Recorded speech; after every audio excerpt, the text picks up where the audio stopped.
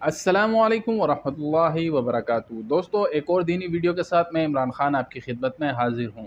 Video अच्छी लगने की सूरत में लाइक और शेयर कमेंट ज़रूर करें। तो चलें अपनी वीडियो का आगाज़ करते हैं।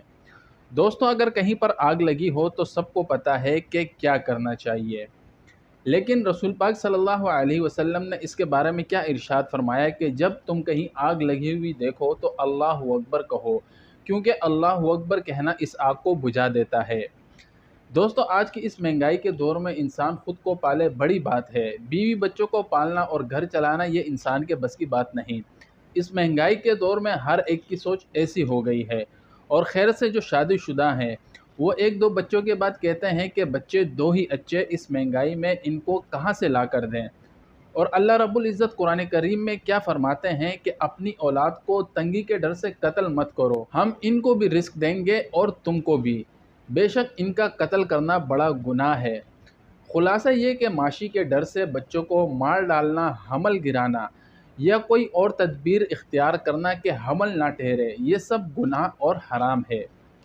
मेथी से इलाज। रसूल सल्लल्लाहु अलैहि वसल्लम ने फरमाया कि मेथी से शिफा हासिल करो। दोस्तों, मेथी का इस्तेमाल बहुत सी बीमारियों के लिए मुफीद है।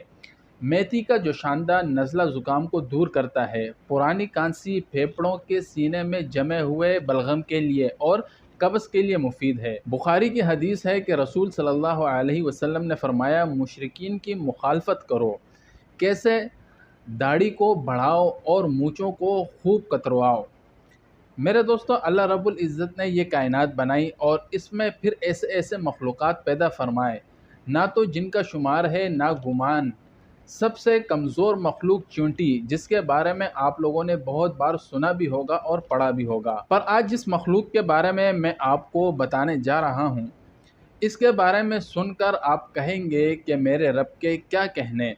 बेशक वही है जो हर चीज़ पर कादिर है, जो हर चीज़ से बाखबर है। दीमक। दोस्तों, ये अल्लाह रब्बुल इज़्ज़त की ऐसी मखलूक है जो नाबीना है। इसके बावजूद सर्दी, गर्मी और बारिश से बचने के लिए शानदार और मजबूत टावर नुमा घर बनाती है, जिसकी ऊंचाई इनकी जिस्मानत से 1000 गुना ज़्यादा होती है। इन घरों के बनाने में वो मिट्टी और अपने लुआब और फजला का इस्तेमाल करते हैं। इनके घरों में बेशुमार खाने होते हैं, जिनमें भूल भुलैया, छोटी छोटी नहरों के रास्ते और हवा के गुजरने का इंतज़ाम होता है। दोस्तों, आखिर बिनाई से महरूम दीमक को टावर नुमा शानदार घर बनाने की सलाहियत किसने अता फरमाई?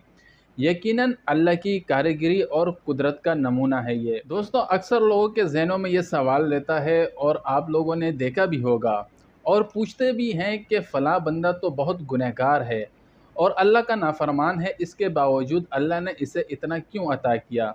रसूल सल्लल्लाहु अलैहि वसल्लम ने फरमाया, जब तू ये देखे कि अल्लाह किसी गुनहगार को इसके गुनाहों के बावजूद दुनिया की चीज़ें दे रहा है, तो ये अल्लाह की तरफ से ढील है। एक दफ़ा हुजूर सल्लल्लाहु अलैहि वसल्लम के चचा अबू तालिब बीमार हुए, तो आप सल्लल्लाहु अलैहि वसल्लम इनकी इयादत के लिए गए। तो अबू तालिब ने कहा, भतीजे, अपने रब से दुआ करो कि वो मुझे आफ़ियत बख्शे। तो आप सल्लल्लाहु अलैहि वसल्लम ने दुआ फरमाई और आपके चचा फ़ौरन अपने पैरों पे खड़े हो गए और कहने लगे, ए भतीजे, आपका रब तो आपका हर सवाल पूरा करता है। तो इस पर आप सल्लल्लाहु अलैहि वसल्लम ने फरमाया, ए मेरे चचा, अगर आप भी अल्लाह की इताअत करें तो वो आपका भी सवाल पूरा करेगा। और इसी के साथ दोस्तों, मैं अपनी वीडियो का इख्तिताम करता हूँ। उम्मीद है ये छोटी सी वीडियो आपको ज़रूर पसंद आई होगी। वमा अलैना इल्लल बलाग।